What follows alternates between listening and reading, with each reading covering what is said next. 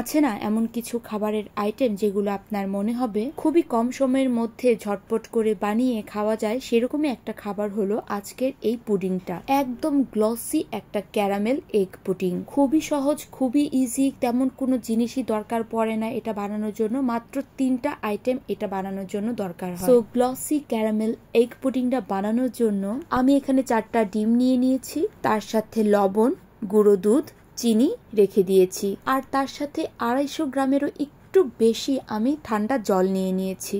এবার আমি বলি এটা কিভাবে খুবই সহজে ঝটপট করে বানিয়ে নেওয়া যায়। পুডিং বানানো এত সহজ, কম বেশি কিন্তু সবাই জানে, কিন্তু আমি কিভাবে বানাই সেটাই শুধু আপনাদের সাথে শেয়ার করছি। প্রথমেই আমি 4টে ডিম ভেঙে নিলাম একটা ব্লেন্ডার জারে। এটা কিন্তু হ্যান্ড উইচ দিয়েও করা যায়, তবে ব্লেন্ডার জারটা আমার কাছে সবচেয়ে বেশি সহজ মনে হয়। এইবার আমি গুনে গুনে টি টেবিলের 10 চামচ চিনি দিয়ে দিলাম, তার সাথে 1 চিমটি লবণ দিয়ে এই চিনি আর ডিমটাকে ভালো করে ব্লেন্ড করে নিলাম, আর এটা সাইডে রেখে দিলাম। এবার ওই যে 250 গ্রামের একটু বেশি যে ঠান্ডা জল নিয়েছিলাম সেখানেও সেই টি টেবিল দিয়েই আমি গুনে গুনে 12 চামচ গুঁড়ো দুধ দিয়ে দিব।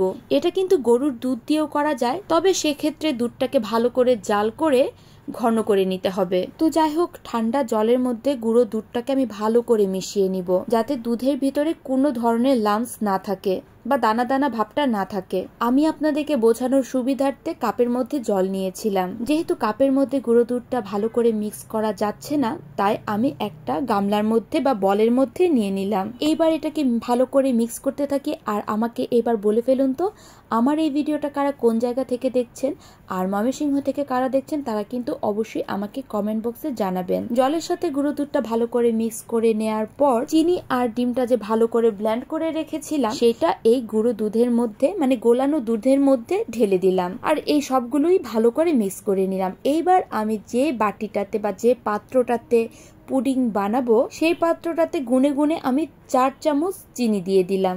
এইবার চিনিটাকে একটু ক্যারামেল করে নিচ্ছি। ক্যারামেল করা তো খুবই সহজ, একটু চিনিটাকে চুলার উপর ধরলেই সুন্দরভাবে মেল্ট হতে হতে ক্যারামেল হয়ে যায়। জাস্ট একটু এদিক থেকে সেদিক নাড়িয়ে দিতে হবে, এই যাতে ক্যারামেলটা বাটিটাতে ভালো করে সেট হয়ে যায়। এবার ক্যারামেলটা 1 মিনিটের জন্য ঠান্ডা করতে রেখে দিব, আর তারপর পুডিং এর মিশ্রণটা, মানে ডিম, চিনি আর গুঁড়ো দুধের যে মিশ্রণটা, সেটা সেই বাটিটাতে ঢেলে দিব।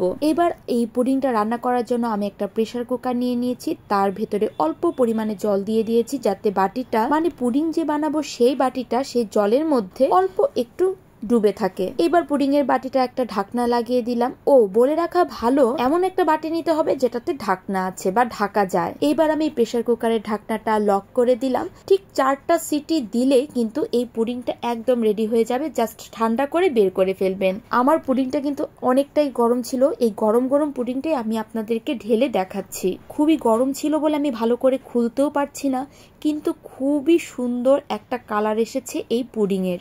Just look at the colour, একদম গ্লসি একটা ক্যারামেল এগ পুডিং। মানে হুটহাট করে মিষ্টি কোনো খাবার খেতে মনে চাইলে অবশ্যই কিন্তু এই ক্যারামেল এগ পুডিংটা বানিয়ে ফেলতে পারেন বাসায়। এইবার এই পুডিংটাকে ঠান্ডা করার জন্য আমি ফ্রিজে 1 ঘন্টার জন্য রেখেছিলাম। আপনারা চাইলে কিন্তু ফ্রিজে নাও রাখতে পারেন, সাথে সাথেও কিন্তু কাট করে খেতে পারেন।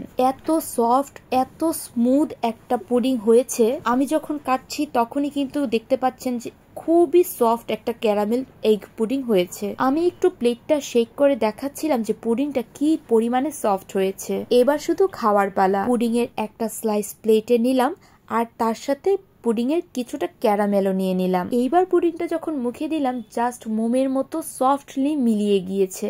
এত মজার আর খুবই ইজি বানানো, খেতেও কিন্তু হয় বেশ দারুণ। তো আমার এই পুডিং বানানোর রেসিপিটা ভালো লাগলে কিন্তু টাইমলাইনে অবশ্যই শেয়ার করে রাখতে পারো, আর ভিডিওটা ভালো লাগলে অবশ্যই লাইক কমেন্ট করতে পারো। So tata.